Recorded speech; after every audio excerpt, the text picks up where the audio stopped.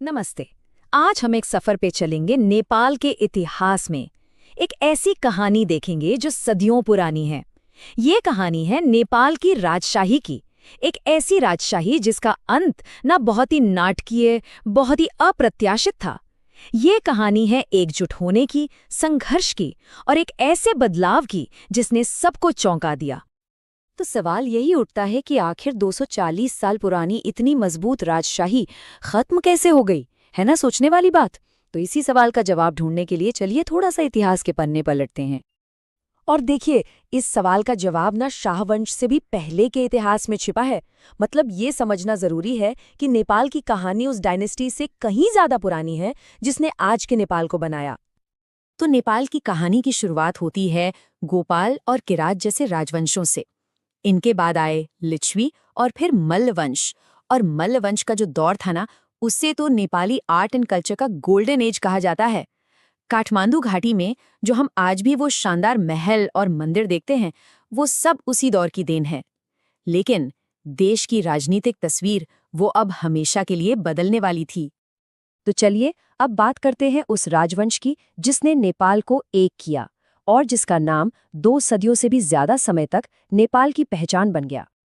और यहीं से कहानी में एंट्री होती है पृथ्वी नारायण शाह की। ये गोरखा के राजा थे। साल था 1768, जब उन्होंने छोटे छोटे बिखरे हुए राज्यों को जीतकर एक मॉडर्न नेपाल की नींव रखी और काठमांडू को बनाया इसका सेंटर, इसकी राजधानी। लेकिन देखिए, ये जो नया नेपाल बना था ना, इसके शुरुआती साल आसान नहीं थे, संघर्षों से भरे हुए थे। और सबसे बड़ी चुनौती कौन थी? British east India company. इसी वजह से 1814 में एक युद्ध भी हुआ और इस युद्ध का अंत हुआ सुगौली संधि से, जिसमें नेपाल को अपना एक बहुत बड़ा हिस्सा गंवाना पड़ा। अच्छा, शाहवंश के इतिहास में ना 4 राजा सबसे अहम रहे हैं। पहले तो संस्थापक पृथ्वी नारायण शाह, फिर राजा त्रिभुवन जो लोकतंत्र के समर्थक थे। उसके बाद आए राजा बीरेंद्र जो बहुत पॉपुलर थे, लोगों के बीच काफी लोकप्रिय।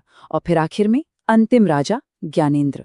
आप कह सकते हैं कि यही 4 मुख्य किरदार हैं जो इस पूरी कहानी को आगे बढ़ाएंगे। लेकिन अब कहानी में एक नया मोड़ आने वाला था।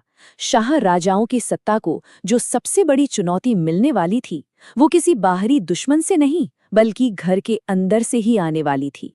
साल 1846 से नेपाल की राजनीति में एक बहुत ही अजीब सा दौर शुरू हुआ।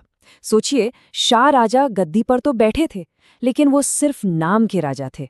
असली पावर, असली ताकत वो थी जंग बहादुर राणा